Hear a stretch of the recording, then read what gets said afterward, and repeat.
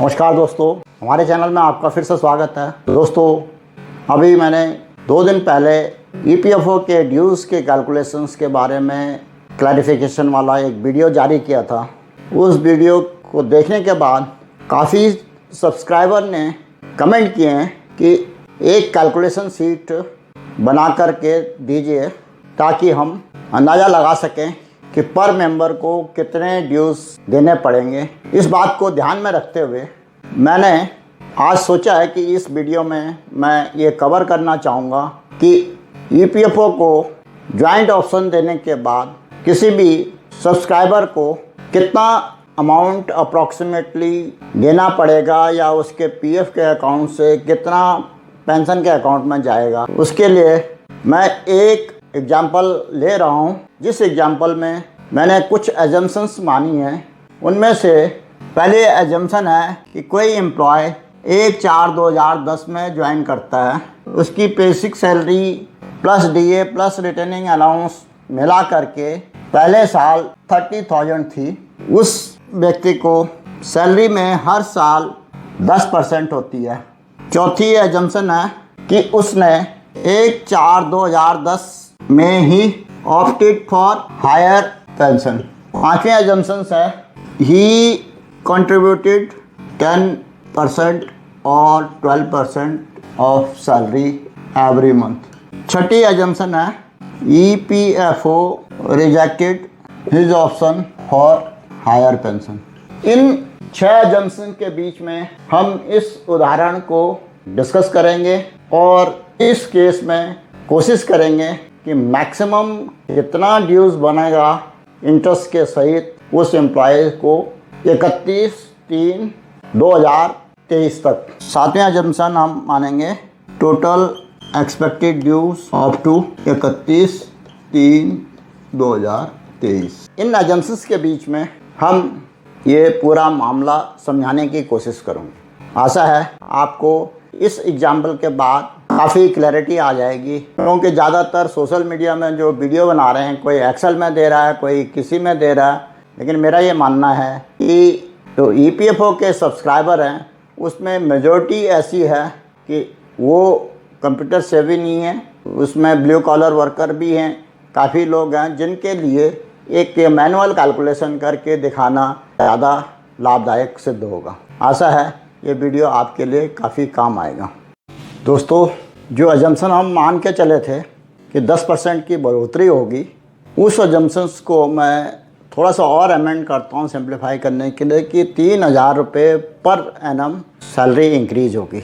उस हिसाब से हम देखेंगे कि ड्यूज़ की कैलकुलेशन शीट में ईयर 2010-11 में ईपीएफओ ने 9.5 इंटरेस्ट दिया। मंथली सैलरी थी 30,000 रुपये और उस 30,000 में से 6,500 की उस टाइम सीलिंग थी, तो उस 6,500 पे 8.33% के हिसाब से 6,497 रुपये सालाना कंट्रीब्यूशन होता है ईपीएस के लिए।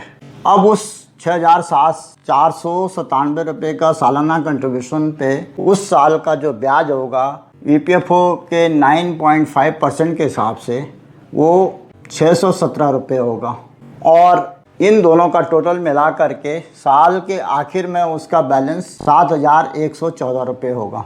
तो इस तरह से ईपीएस में उसका टोटल बैलेंस 7,114 पहले साल में होगा 2010-11 में। अब उस साल उसने ऑप्शन दे रखी हायर कंट्रीब्यूशन के लिए, तो उसका कंट्रीब्यूशन जो कटना है वो 30,000 माइनस 6,500, तो 23,500 पर उसको एडिशनल कंट्रीब्यूशन देना है 9.49% के हिसाब से। तो वो एडिशनल कंट्रीब्यूशन जो सालाना आएगा मल्टीप्लाइड बाई 12 तो 26,762 रुपये आता है। तो उस साल 2010-11 में उसको 26,762 रुपये पीएफ में जो क्रेडिट हो चुका है वहाँ से निकाल करके ईपीएस में डालना पड़ेगा। ईपीएस में डालने से इतना अमाउंट पे जो उस साल ब्याज मिला होगा उसको पीएफ में 2542 रुपये, वो भी जो है ना ईपीएस अकाउंट में जाएगा। तो इसलिए टोटल जो अमाउंट जाएगा वो 29,304 रुपये जाएगा। पहले साल में। अब आती है बात 2011-12 में कितना जाएगा। 2011-12 में रेट ऑफ इंटरेस्ट था 8.25%, 33,000 उसकी सैलरी हो गई। ईपीएफओ की सीलिंग की वजह से उसका कंट्रीब्यूशन ईपीएस में केवल 6,497 ही जाएगा। पहले साल का कंट्रीब्यूशन प्लस इस 6,497 को मिला करके इस पर ब्याज 1,123 रुपये हुआ। इस 1,123 को और इस 13,411 को जोड़ने के बाद 14,534 रुपये उसके दूसरे साल के कंट्रीब्यूशन का बैलेंस है। अब दूसरे साल में उसकी सैलरी बढ़ करके 33,000 हो गई थी। उस 33,000 में से 6,500 माइनस करेंगे तो 26,500 रुपया पर उसको एडिशनल कंट्रीब्यूशन 9.49% के हिसाब से देना पड़ेगा, जो कि 30,178 रुपये होता है। इसको जोड़ने के बाद यदि 29,000 पहले का था, 30,000 अब, तो इन दोनों को मिला करके 59,482 रुपया होता है। इस 59,482 रुपये पे 4,907 रुपये ब्याज भी होता है। इस ब्याज को जोड़ने के बाद दूसरे साल जो बैलेंस बनता है वो 64,389 रुपया बनता है। इतना बैलेंस उसको एक्सेस दूसरे साल के अंत में देना पड़ेगा। इसी तरह से ये 2012-13 में भी है, 8.5% ब्याज था, उसी रंग से कैलकुलेशन की गई हैं। 13-14 में भी उसी ढंग से 8.75 के हिसाब से जो है कैलकुलेशन की गई हैं और एक्सेस कंट्रीब्यूशन उस साल के एंड तक 1,55,865 हो जाता है। अब 2013-14 का जो फाइनेंशियल ईयर है उसमें भी वही स्थिति रही। 2014-15 का जो फाइनेंशियल ईयर होगा उसमें स्थिति बदल जाती है। पहले 6 महीने के लिए सीलिंग थी 6,500 की और दूसरे 6 महीने के लिए सीलिंग थी 15,000 की। तो इन दोनों को डिवाइड कर दिया। इस हिसाब से कैलकुलेशन उसकी उस टाइम बेसिक थी 42,000 रुपये। 42,000 में से 6,500 घटाएंगे तो ये 35,500 हो गया। 35,500 पे 9.49% 6 महीने के लिए निकालेंगे तो 20,114 रुपया होता है।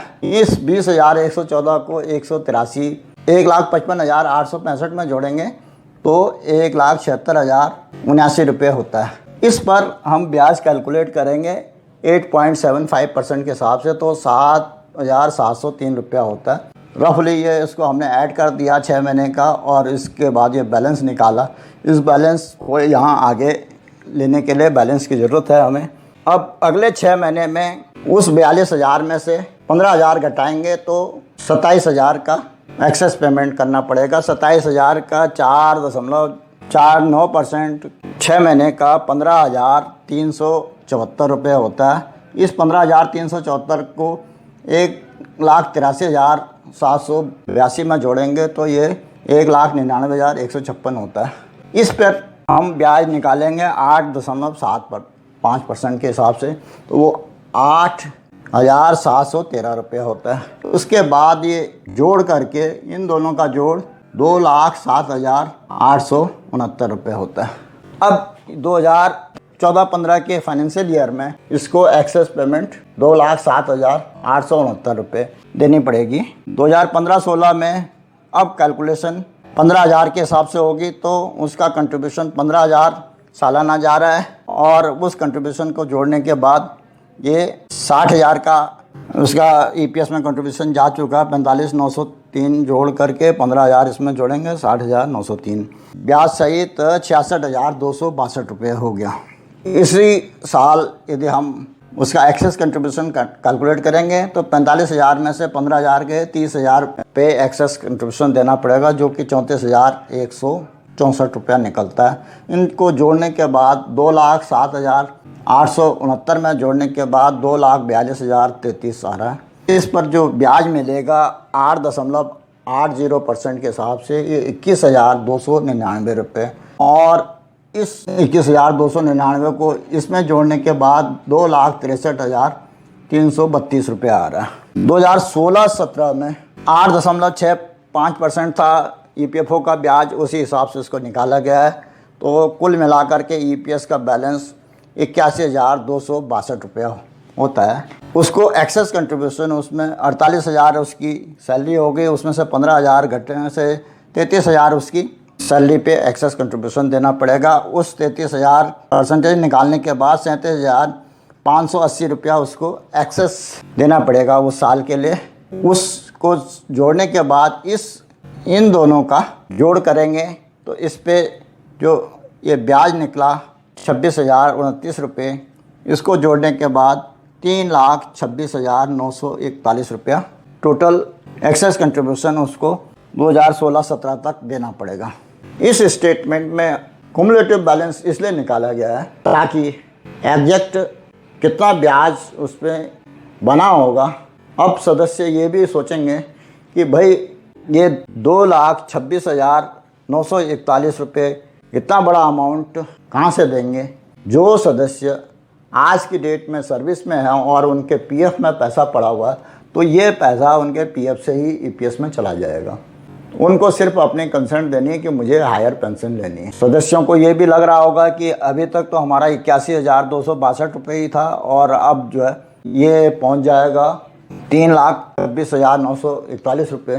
तो ये कैलकुलेशन ये जो भी है ये आपके पीएफ खाते में अकोमोडेटेड है और उस पर ब्याज मिला है। ये सिर्फ सिंप्लीफाई किया मैंने मैनुअल कैलकुलेशन करके। काफ़ी लोग एक्सेल में कैलकुलेशन दिखा रहे हैं, लेकिन मैंने इसको इजी बनाने के लिए, लोगों को सही ढंग से समझाने के लिए इसको मैनुअल कैलकुलेशन करके दिखाया है। इसके बाद मैं अगले फाइनेंशियल ईयर की भी कैलकुलेशन करके आपको दिखाऊंगा। अगली शीट में आपको वो भी कैलकुलेशन मिलेंगी। दोस्तों, पिछली कैलकुलेशन शीट में मैंने जो कैलकुलेशन करके दिखाई थी वो फाइनेंशियल ईयर 2016-17 तक की थी। अब उसी 16-17 के बैलेंस को मैंने फिर से लिया, जिसमें कि उसके 2017 के मार्च में 3,76,941 रुपया बैलेंस था। अब उस बैलेंस को हमने आगे 2017-18 का कैलकुलेशन करेंगे। 2017-18 में ईपीएफओ का इंटरेस्ट रेट 8.55 था और उस एम्प्लॉय की सैलरी 51,000 रुपये हो गई थी। तो उनमें से 15,000 उसका जो कंपलसरी 15,000 के जो ईपीएस का कंट्रीब्यूशन था वो जा रहा था। उस पर जो एनुअल कंट्रीब्यूशन जो निकलता है वो पिछले बैलेंस 81,262 में जोड़ करके 96,262 बन गया। और उसके बाद इस 15,000 को इस बैलेंस पर जब हम इंटरेस्ट कैलकुलेट करेंगे 8.55 से तो 8,230 रुपया आता है। इस 8,230 को जोड़ने से ये 1,04,492 रुपये टोटल ईपीएस कंट्रीब्यूशन हो गया उसका 2017-18 के फाइनेंशियल ईयर के अंत में।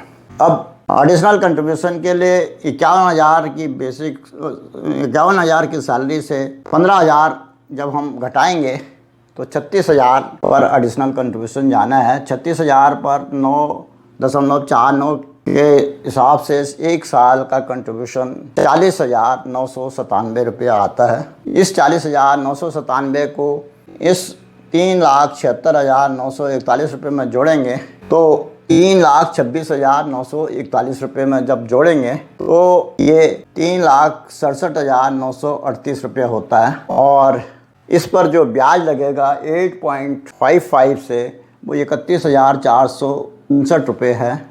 और जब इन दोनों को जोड़ेंगे तो 3,99,397 रुपये टोटल वर्ष 2017-18 के अंत में ईपीएस में एडिशनल कंट्रीब्यूशन के लिए जाने के लिए बैलेंस होगा। 2018-19 में स्थिति यह है कि 8.65 के हिसाब से ईपीएफओ ने ब्याज दिया और उसकी उस टाइम बेसिक उसकी टोटल सैलरी थी 54,000 रुपये।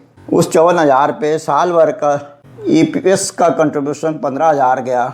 इस 15,000 को 1,04,492 में जोड़ेंगे तो ये इसका 1,19,492 आ जाता है। इस पर 8.65 का इंटरेस्ट कैलकुलेट करके 10,336 रुपये आता है।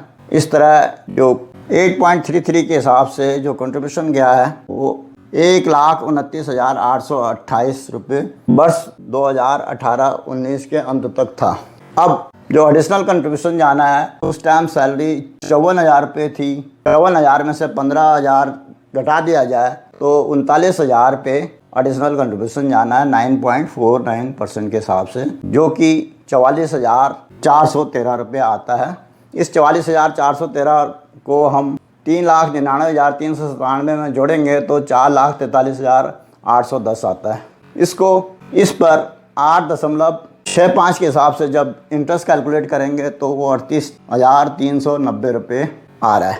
इसको जोड़ने के बाद टोटल 4,82,200 रुपया हो गया, जो कि वर्ष 2018-19 के अंत में होगा।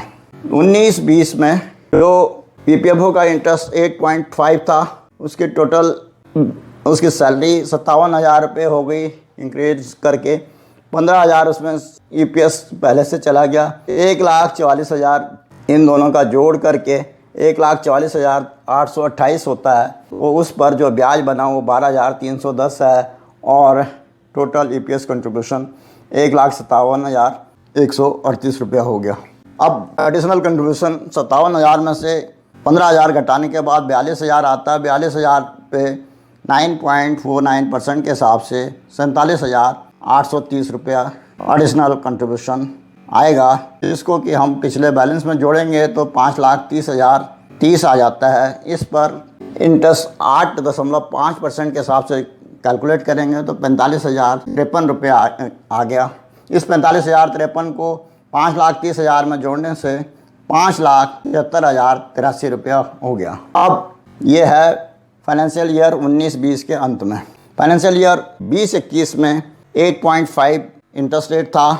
60,000 उसकी सैलरी हो जाती है। 15,000 पे ईपीएस, उसको 15,000 ईपीएस कंट्रीब्यूशन जोड़ने के बाद 57,138 में 1,72,138 हो गया। इस पर 8.5% के ब्याज जोड़ने से 14,632 रुपया हो गया और इसको जोड़ा जाए तो टोटल 1,86,770 रुपये हो गया। एडिशनल कंट्रीब्यूशन जब हम निकालेंगे तो 60,000 सैलरी माइनस 15,000 45,000 सैलरी पे एडिशनल कंट्रीब्यूशन निकालना पड़ेगा, जो कि 9.49% के हिसाब से 51,246 होता है। इसको हम यदि पिछले बैलेंस में जोड़ेंगे तो 6,26,329 रुपया होता है। उस पर 8.5% के हिसाब से ईपीएफओ ब्याज निकालेगा तो 49,395 रुपया हो गया। तो इन दोनों का टोटल 6,75,724 रुपया हो। तो वर्ष 2020-21 के अंत में 6,75,724 रुपये की ड्यूज बनेंगे।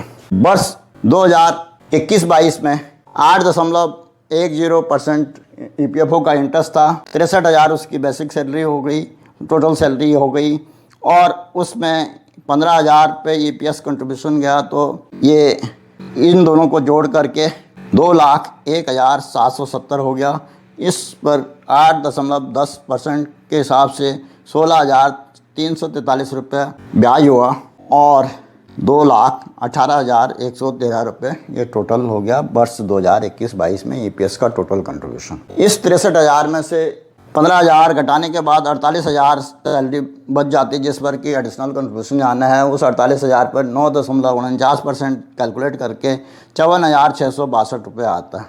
ये 54,662 को पिछले बैलेंस में जोड़ेंगे तो 7,30,386 रुपये आता है। इस पर ईपीएफओ का ब्याज 8.10% के दर से ये 59,161 आता है। इन दोनों का टोटल कर दिया जाए तो ये 7,89,547 रुपये आता है, जो कि वर्ष 2021-22 के अंत में होगा। 2022-23 के अंत में मार्च 2022-23 में जो एडिशनल कंट्रीब्यूशन होगा उसकी कैलकुलेशन ऐसे होगी। ईपीएस का इंटरेस्ट रेट था 8.15, सैलरी उसकी 66,000 हो जाती है। ईपीएस का कंट्रीब्यूशन उसने 15,000 दिया था। पिछले बैलेंस 2,28,113 रुपये था। उस 15,000 को जोड़ने के बाद 2,33,113 रुपये हो गया। उस पर 8.15% कैलकुलेट करके 18,999 हो गया। टोटल जो ईपीएस के लिए गया 2,52,112 रुपये। अब इस साल का जो एडिशनल कंट्रीब्यूशन जाना है 66,000 में से 15,000 गए, 51,000 पे एडिशनल कैलकुलेशन होगी। 51,000 पे एडिशनल कैलकुलेट करें तो 9.49 के हिसाब से 58,000 71 रुपये आता है। इस 58,071 रुपये को यदि हम पिछले बैलेंस में जोड़ेंगे तो 58,089 रुपया होता है और 79 रुपया होता है। उसको जोड़ेंगे पिछले बैलेंस में तो 8,47,826 रुपये हो जाता है। इस पर यदि 0.15% के हिसाब से ब्याज लगाया जाए तो ये 69,082 रुपया होता है। इसको इन दोनों को जोड़ने के बाद ये 9,16,708 रुपया होता है। इस तरह उस व्यक्ति को एडिशनल कंट्रीब्यूशन के लिए 9,16,000 ये जो फिगर है ये उसकी कैलकुलेशन आई है 9,16,708 रुपये। इसमें थोड़ा सा यदि कंप्यूटर से एक्सेल में कंट्रीब्यूशन को कैलकुलेट किया जाएगा और इंटरेस्ट के जो मंथली एवरेजिंग की जाएगी तो थोड़ा सा फ़र्क हो सकता है, लेकिन ये फ्रैक्शन का फ़र्क होगा, 100, 200, 400 रुपये का फ़र्क होगा, इससे ज़्यादा कोई फ़र्क नहीं हो सकता। ये कैलकुलेशन मैंने कुमुलेटिव इंटरेस्ट को ध्यान में रखते हुए की है, जो कि EPFO भी इसी लाइन में करेगा। दोस्तों, ये जो कैलकुलेशन की है, जो EPFO के सर्कुलर इशू किया गया है उसी के बेस पर हैं और सुप्रीम कोर्ट की जो जजमेंट की जो स्पिरिट है वो भी यही है कि एडिशनल कंट्रीब्यूशन देने के बाद EPS 95 की पेंशन को बढ़ाया जा सकता है।